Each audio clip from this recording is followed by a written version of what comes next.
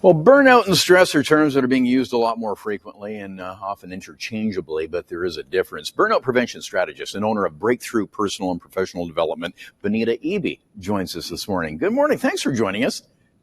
Good morning. Thank you for having me here today. So burnout, I mean, we throw that term around all the time, but can you actually define burnout for us?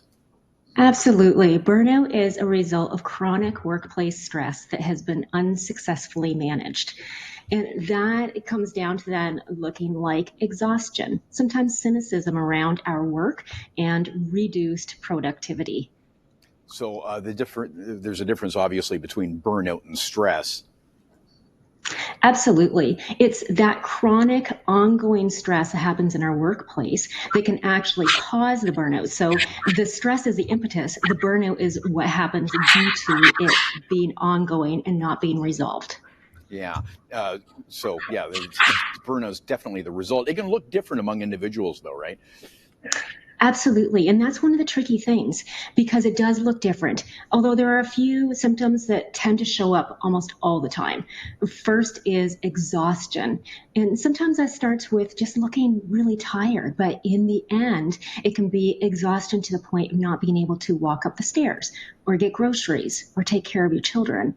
Sometimes it's reduced immunity. Oftentimes people find when they're exhausted and they have those stress hormones going through their bodies all the time that their immune system gets impacted. So they get colds and flus more often. They might not be able to fight off that rash that comes. And eventually that can lead to heart disease or even a heart attack. Sleep disturbances, emotional exhaustion. Oftentimes, this is when people actually reach out for help. They find that their productivity is going down. They're not able to sleep well anymore. They're just not being able to handle things. But it's when they start to find that their relationships at home are beginning to suffer that they reach out for help. Yeah. Do you find with your clients it's something that's just been a slow burn until all of those things have piled up and they realize they've got a problem, but it's something that just kind of develops over a long period of time?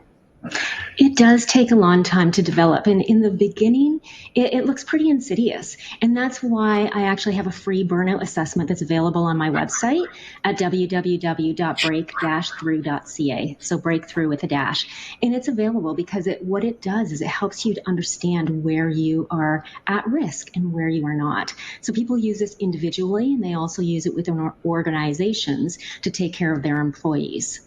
Yeah, because prevention is so important here. And yeah, talking to your employer if you're getting these warning signs. Absolutely. And that's how a lot of people use the burnout assessment. It's kind of twofold. One way is that individuals will download it, they'll do the burnout assessment, and then they'll go and talk with their boss and say, hey, now I have something tangible in my hands to be able to express what I'm experiencing. What are some resources you have to help me? Or maybe it means going and talking with a counselor, talking with a close friend. And then the other way that it's used is entire organizations use the burnout assessment to use with their employees so that they can catch red flags early, provide resources, provide training, sometimes in workshops, sometimes individual coaching, and we get them through so that they can be productive people within that organization long term. And are you finding among employers and employees the climate is right for that, or is there a hesitancy to admit it? Oh, there's both. There are ones who have been working on their culture and recognize that oftentimes it's culture issues within the organization that can be tweaked to make such a profound difference for their employees. And that makes a huge difference to their bottom line as well. It's very expensive to lose one of your highest performers, but to put a few things into place so that they can thrive, that also lets your organization thrive. There are other organizations that are a little bit afraid of it. And so oftentimes I'm the one who comes in and opens the conversation through workshop consulting. I wish we could continue our conversation. We're going to link up your website because it is a great resource. Breakthrough Personal and Professional Development. Thank you, Bonita. Thank you.